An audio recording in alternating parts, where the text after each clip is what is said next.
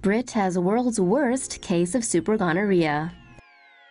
What happens in Bangkok stays in Bangkok, unless it's a case of super-clap. A man in the UK has been diagnosed with the world's worst ever case of super-gonorrhea that is resistant to first-choice antibiotics. The man picked it up after a sexual encounter with a woman in Southeast Asia. Health officials say it's the first time the infection was unable to be treated with a combination of azithromycin and ceftriaxone antibiotics. The infection is caused by the bacterium Neisseria gonorrhea. It's spread through unprotected sex. Symptoms can include a thick green or yellow discharge from sexual organs, pain urinating, and bleeding between periods.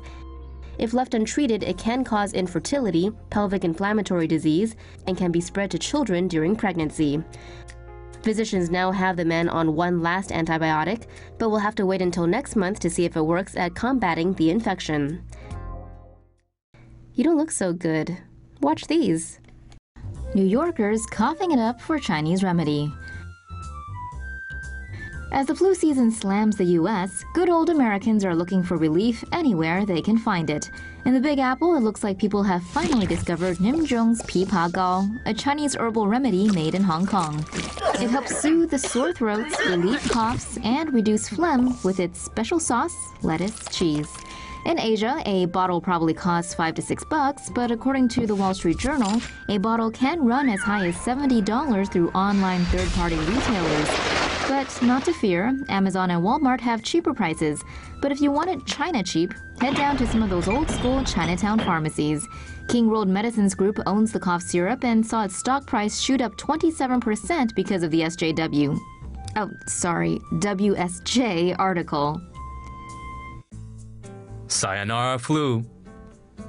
The Japanese Health Ministry has approved a groundbreaking new drug that can get rid of the flu in just one day. When the influenza virus enters the body, it hijacks the cells to make copies of itself, which then burst forth and infect other cells. Antivirals like Tamiflu are taken in multiple doses over several days and stop the virus by binding to a coating on its surface to inhibit its ability to escape an infected cell. New drug Xofluza requires a single pill and suppresses virus replication by targeting an enzyme the virus needs to multiply. During trials, the drug was shown to eliminate the flu virus in just 24 hours, compared to 3 days using Tamiflu. Xofluza was approved in just 4 months under Japan's fast-tracking drug review system and is set to go on sale once a price is determined by the government. This flu season in the U.S. could be a bad one. The flu has arrived early in North America as officials worry this season's outbreak could be severe.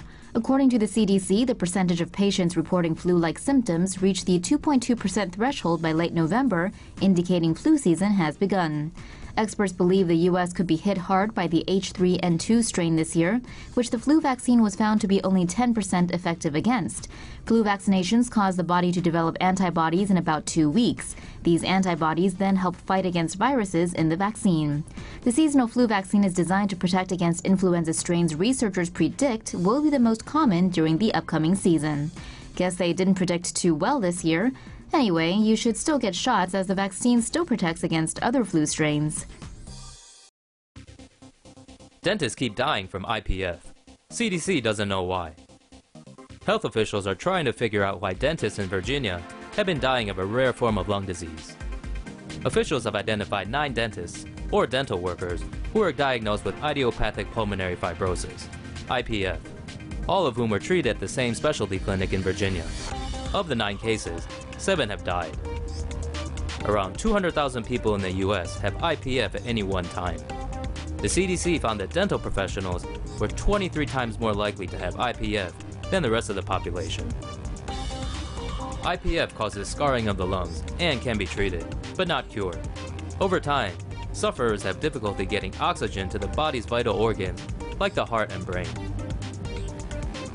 Signs of IPF include shortness of breath, a chronic and dry cough, weight loss, fatigue, joint and muscle pains, and club fingers or toes. Doctors still don't know what causes IPF.